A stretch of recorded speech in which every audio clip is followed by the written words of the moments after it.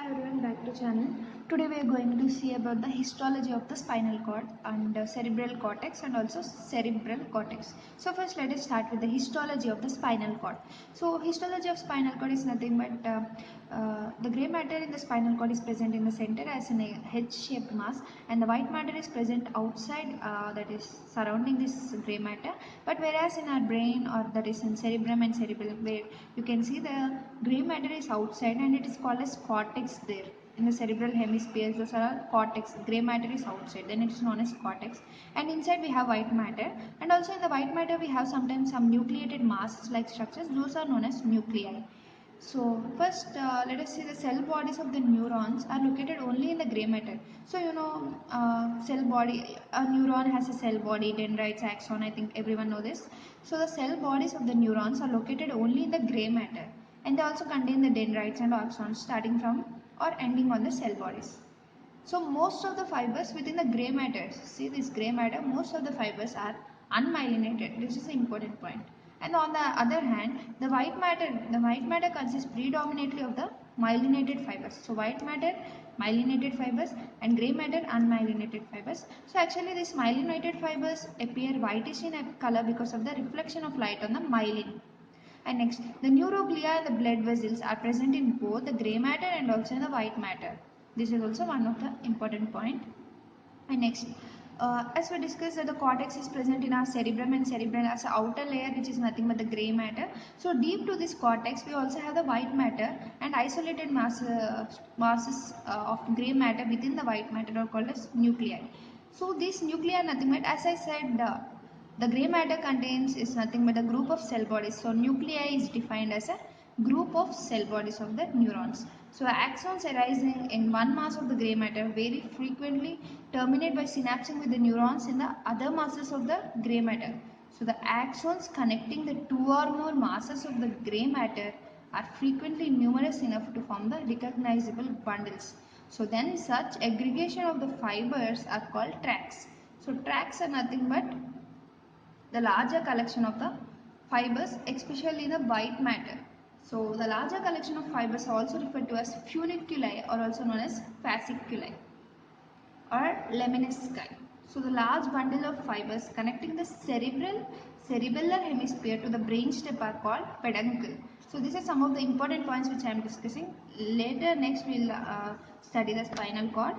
And next, the aggregation of process of neuron outside the central nervous system, because this is for example the central nervous system. Outside the central nervous system nothing but the peripheral nerves, but inside the central nervous system they are divided into tracts, that is the ascending and descending tracts, that is carrying the information towards the brain and also downwards, that is away from the brain. And now let us start our spinal cord. So spinal cord is anteriorly, it is connecting with the medulla oblongata with our brain, and below it is in a conus shape known as conus medullaris, and the conus medullaris is continuous below like a fibrous cord, then it is known as filum terminal. So this is an important point. So the H-shaped mass here you can see this is the grey matter, and outside you can see this is the white matter which is surrounding the grey matter. And this grey matter is again further divided into the anterior or ventral grey column, here you can see, and the posterior or dorsal grey column, and also laterally we have the lateral grey column. So this is the divisions of a inside grey matter. And this grey matter is, you can see this left half is connected with the right half by a grey commissure, and in between it is transferred by a central canal. So this central canal nothing but having a CSF. So you can see this is central canal having a CSF. So next, this central canal is lined mainly by special type of cells known as ependyma cells. So this is one more important point. And next, nissl substance, actually the cell bodies of the neurons differ in size and they contain a prominence of the nissl substance. This nissl substance is different in different regions of our spinal grey matter. So they are most prominent especially in our anterior grey column. So this is important. The anterior grey column or the ventral grey column has most amount of, means it is abundant in the nissl substance. And next, the white matter. Now let us understand about white matter. We come to the grey matter. So the white matter of the spinal cord is mainly divided into right and left half. You can see by our anteriorly by an anterior median fissure. And posteriorly, posterior median sulcus. This is important because you can say this is a fissure. Fissure means something like gap is formed. This is just as like septum like thing. So just posterior median sulcus and anteriorly the anterior median fissure. And next behind, you can see behind it is having a posterior median septum, right? So posterior median sulcus is here and we have posterior median septum, anteriorly anterior median fissure. And next is each of the spinal cord of the white matter medial to the dorsal gray column. You can see this is the medial side to the dorsal gray column, right? This is forming the posterior funiculus. And anteriorly also, the white matter medial to the ventral or anterior gray column is forming a anterior funiculus or anterior white column. So the white matter of the lateral to the anterior, lateral and anterior together. So this is the lateral and this is the anterior gray columns together form the lateral funiculus. So actually lateral funiculus is so this is the lateral gray column, right? So what they are saying is that while the white matter lateral to the anterior and posterior gray columns, anterior and posterior gray columns, between them we have the lateral gray column and here we have our lateral funiculus too. And next, so lateral funiculus is nothing but the anterior and lateral funiculi collectively referred to as anterolateral funiculus. And the white matter of the right and left halves of the spinal cord is continuous across the middle line, that is nothing but ventral white commissure. So if you see here, you can understand here, ventral white commissure is over here. And back you can see this is a grey commissure. So nothing but grey commissure in the grey column and ventral white commissure in the white column. It is nothing but connecting the two halves of the spinal cord. So that is what we have learned. And the white matter contains tracts, as I already said, that is ascending and descending tracts, which mainly connect the grey matter at different levels of our spinal cord. So some tracts are ascending into or descending into the brainstem, cerebellum, and also cerebral cortex. So this is all about a simple topic, that is the histology of spinal cord. Next, let us start with the histology of the cerebral cortex. Now let us start with the cerebellar cortex. So cerebellum is also known as small brain. It's actually present in our posterior cranial fossa. So like the cerebrum, it also has a superficial layer of a grey matter. It is nothing but called as cerebellar cortex. So even our spinal cord have grey matter but it's inside, but you know, if you remember, the cerebellum and the cerebrum have grey matter on the outside, so they are nothing but forming the cortex. So even the cerebrum have cerebral cortex and cerebellar have cerebellar cortex. So because of presence of this numerous fissures, the cerebellar cortex is extensive. Now let us see the subdivisions of cerebellum. So you can see the cerebellum here. So cerebellum has a midline structure which is known as vermis, and it has two lateral hemispheres. You can see right over here. And it has two surfaces. That is, this is a superior surface, that is upper superior surface, and this is an inferior surface. And next, in the inferior surface, we can see a deep depression. Actually, here this is a deep depression which is called as vallecula. So in the inferior surface we have this, and the cerebellum is divided into subdivided into narrow leaf-like bands known as folia. You can see these are narrow leaf-like bands which are known as folia. So the cerebellum is cutting in the right angles. If we cut the cerebellum in a transverse section into right angles, then we can see the character like a erbo tree appearance. So if we cut the cerebellum, you can see like a tree appearance. Then it is known as erbo vitae, tree of life. Then it is known as tree of life.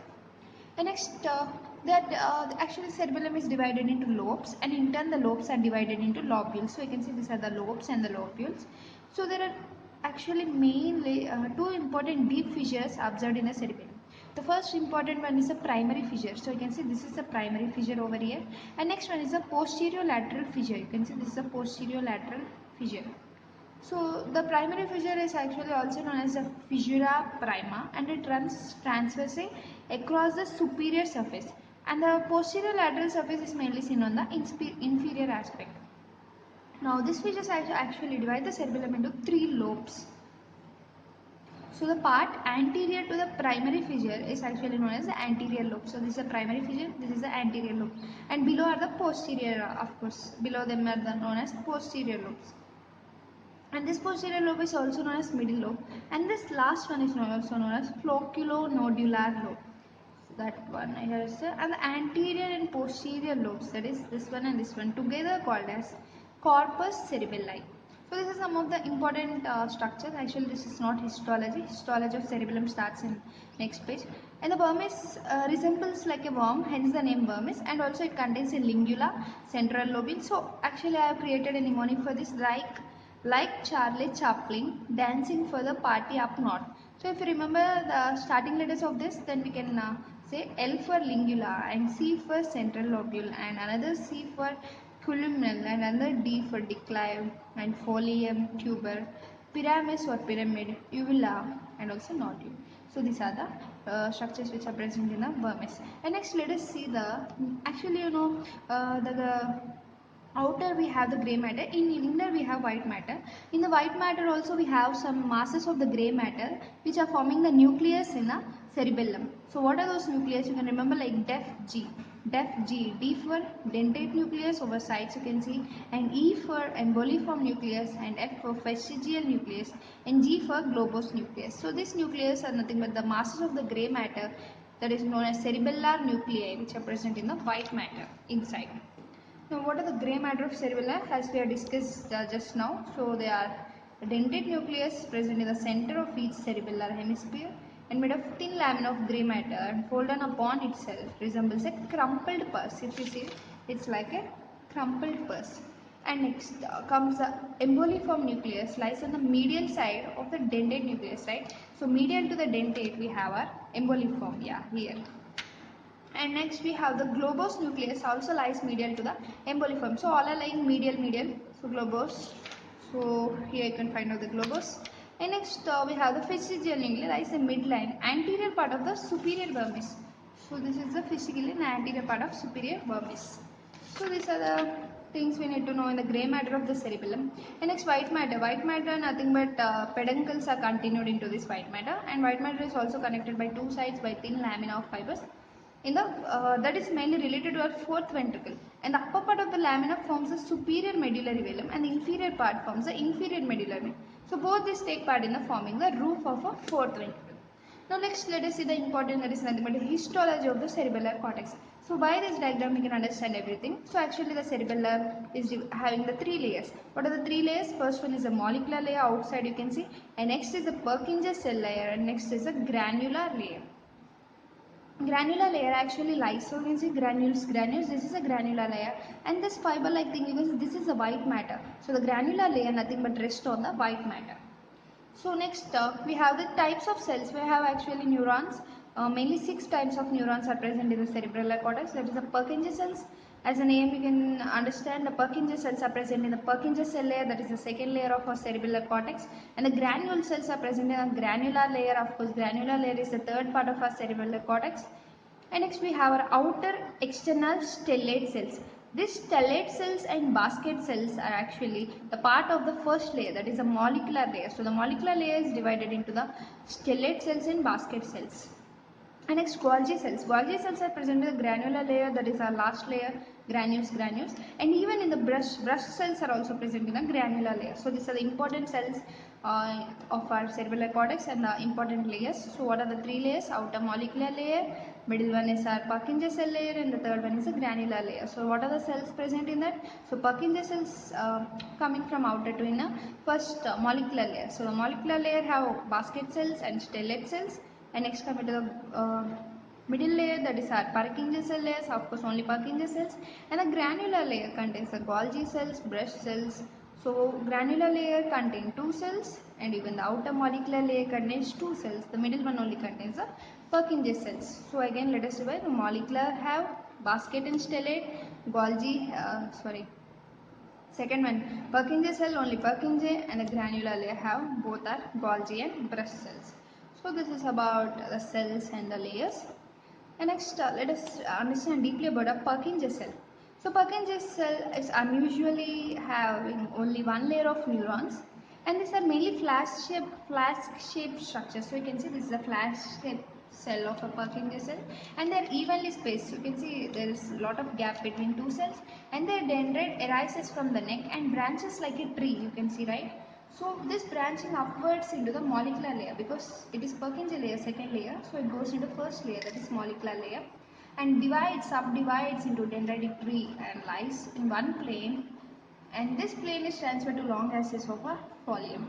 So this arrangement of adjoining Purkinje cells lies in plane or more or less parallel to one another, and the axons of this each Purkinje cells are actually also going downwards. Yeah, you can see it going downwards through the granular layer to enter into the white matter. Yes, so this Purkinje cell is the second layer, so it pierces a granular third layer and are trying to enter into this white matter. That is nothing but the same. Next, see the granule cells. Granule cells are present in a granular layer, so granular layer is a third layer, and these are very small numerous spherical neurons occupy the greater part of our granular layer. Actually, some spaces are not filled by the granular layer over here, then they are known as cerebellar islands. And cerebellar islands have special cells, that is special synaptic structures known as glomeruli. So each granule cells gives 3 to 5 short dendrites. Even these granule cells gives the dendrites, and this enter the glomeruli where the synapse with the terminals of incoming mossy fibers.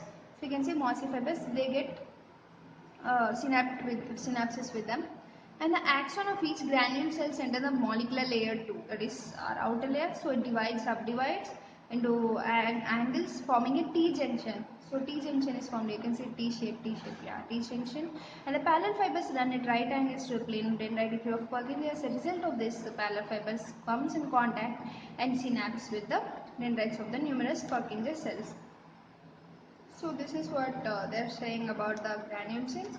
So you can see here the granule cells. This is a granule cell, this is the Purkinje cells, and actually the cerebellar cortex have the efferents and efferents. The efferents are divided into the climbing fibers and mossy fibers, and the efferents are divided into axons of the Purkinje cells. Now next, coming to the last cell of cerebellar cortex, that is the Golgi neurons. So if you remember, Golgi neurons are present where in our Golgi neurons. Yeah, Golgi neurons and breast fibers are present in our last layer, that is nothing but a granular layer. So now let us see about these Golgi neurons. These are the last stellate cells lying in the granular layer, right? Just deep to the Purkinje cells, and their dendrites enter the molecular layer. These are the last cell layer but entering into molecular layer, outermost layer, where they branch profusely and synapse with the parallel fibers. So if we can find here the Golgi cells, right, they're profusely going to the molecular layer and branching, forming the dendritic fibers over there, and a synapse with the parallel fibers. So some dendrites may ramify in the granular layer, and the axons of these neurons also branch profusely. So these branches permeate whole thickness of the granular layer, so they take part in the formation of glomeruli. So the other types of cells are also present in the cerebral cortex. So this is all about cerebral cortex. Next, let us see the cerebral cortex. Hi everyone, back to channel. Now let us start with the cerebral cortex histology. So actually the cerebral cortex has sulcus and gyri on the outside. Cortex is nothing but the grey matter forming the cortex of the cerebrum. We know this, and it is mainly divided into four major lobes based on the sulcus, not on gyri. Based on sulcus, it is divided into four lobes. And next, you can see it is having an irregular contour outside mainly because of the sulcus and gyri. Gyri forms depressions like this, and sulcus is like this. So you can observe this. And deep to the cortex, we know we have a white matter, and in the white matter we know some of the grey matter is accumulated to form a nuclei. This is known as cerebral nuclei. And beside to the third ventricle only we have our thalamus and also hypothalamus, and more laterally we also have the corpus striatum. So what is this corpus striatum? It is mainly formed by our lentiform nucleus and also our caudate nucleus. So you can see this is a yellow color caudate nucleus and blue is a lentiform. This together form the corpus striatum. And next, a little lateral to this lentiform nucleus, we also have the cerebral cortex and the region of the insula. So this is called the insular region, and between this lentiform and the insula you can see this purple color region. This is known as the claustrum. And next, the caudate nucleus, lentiform nucleus, claustrum and other masses of the grey matter are mainly referred to as the basal nuclei or the basal ganglia. So So these are some of the important points of our cerebral cortex. And also we know the white matter which occupies the interval mainly between the thalamus and also our caudate nucleus are mainly medially, and medially we have our lentiform nucleus. Medially we have caudate nucleus, laterally we have lentiform nucleus, and this area is called as internal capsule. So you can see internal capsule. So above the internal capsule, why we are learning this internal capsule is that it is a major place where our ascending and descending tracks are passing through it. And above this we have our upper end of internal capsule known as corona radiata. You can see it is radiating upwards. This is the corona radiata, and we have two cerebral hemispheres right on the, you can see at the right side, and even we have the cerebral hemisphere on left side. So this left and right side are connected mainly by the commissures. So there are different commissures, but the biggest commissures are corpus callosum, as everyone knows. So the corpus callosum connects this both left and right side of the cerebrum. Now let's see the structures of the cerebral cortex. So like other masses of gray matter of cerebral mainly contains cell bodies of innumerable number of neurons with their process, and they also have the neuroglia, blood vessels, neuroglia, supporting cells, we know this. So actually the neurons are in different size and shapes. So let us go detail into our cerebral cortex now. So neurons in the cerebral cortex, actually you have different types of neurons in the cerebral cortex. As you can see in this diagram, this is a pyramidal one, this is a cell of Marconi, this is a stellate, and this is a fusiform, this is a basket cell, this is a horizontal cell, and this is a neurogliaform cell. So these are different types of cells which are present in our cerebral cortex. Let us see one by one. So first let us start with the pyramidal cell. So you can see this is a pyramidal cell. So this is actually occupying the major part, that is the 2 by 3 of our cortical neurons, and its cell body is mainly triangular in shape, and apex is mainly directed towards the cortex of our cerebrum, and it is having a large dendrite. You can see here the large dendrite arises mainly from the apex, and other dendrites are arising towards opposite side. You can see that. And next we'll understand this in detail. First let us complete our pyramidal cells, as you can see here. So this axon gives mainly from the base of the pyramid, and the process of pyramidal cells extend vertically through the entire thickness of the cortex and establish numerous synapses with other cells. And next coming to the stellate neurons. So what are these stellate neurons? These are relatively small multipolar. So you can see these are the stellate neurons, right, if you remember. So these are small multipolar, yeah, you can see multipolar of cells, and it's only taking part only 1/3, but 2/3 takes our pyramid cells, and these are only 1/3 of neuronal population.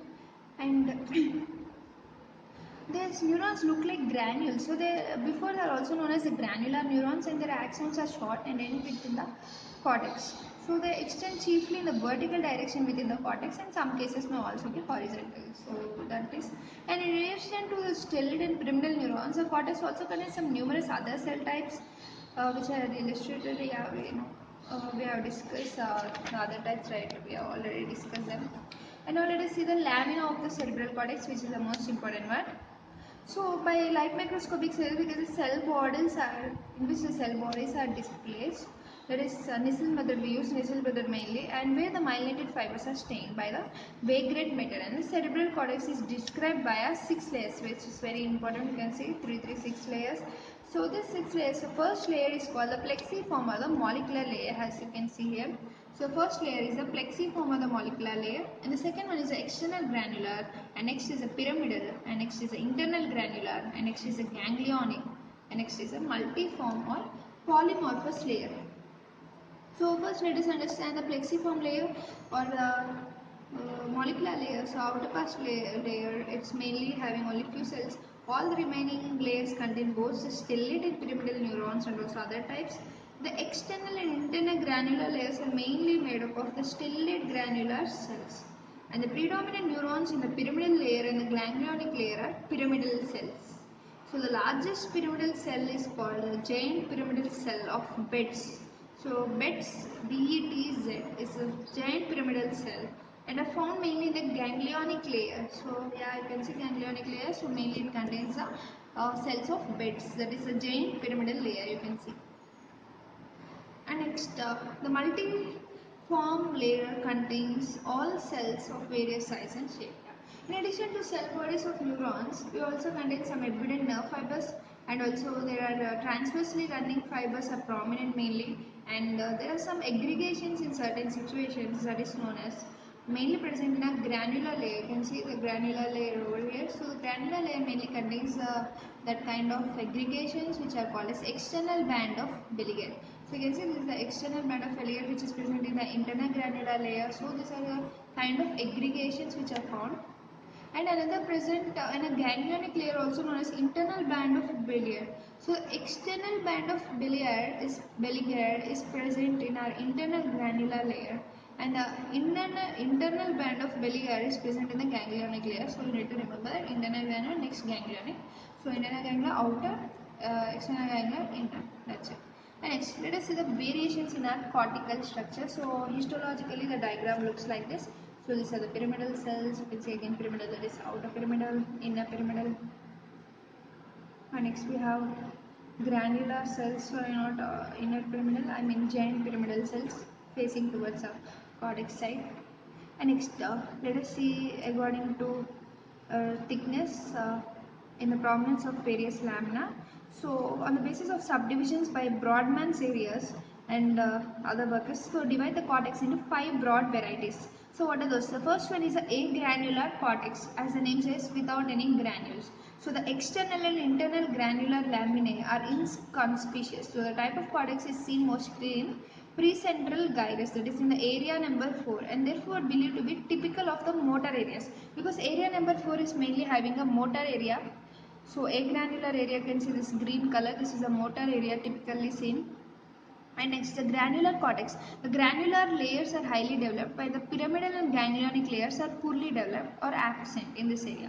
So it is in the visual area, you can see the visual area, and also the external band of Billiger is prominent and forms a white line mainly seen with our naked eye. So when the region is freshly cut, the stria of Gennari gives the name striatic cortex, the visual cortex. So between the two extremes, it is represented mainly by agranular and granular varieties of cortex. So three intermediate types are described, like the frontal cortex, parietal cortex, and the polar cortex. So the frontal type is mainly nearer to the agranular cortex, and the pyramidal cells are being prominent there. And while the polar type is nearest to the granular cortex, and approximate distribution of 5 types of cortex. So it is mainly on the superior lateral surface of our cerebral hemisphere. Actually, these topics belong to neuroanatomy, so we can discuss there very neatly and clearly. So this is just about histology. In the case of histology, the important one is this layers, that is the plexiform molecular layer on the outer side, external granular, next pyramidal, and the internal granular, ganglionic, and the multiform or polyformous layers. So what are the main features of this that is important? The plexiform or molecular, transverse fibers, and some scattered neurons. In the external granular, mainly stellate neurons. In the pyramidal, we have pyramidal neurons, some stellate, and also basket cells. And in the internal granular, we have stellate neurons, outer band of Billiger, that is important we discussed. In ganglionic, we have giant pyramidal cells, inner band of Billiger.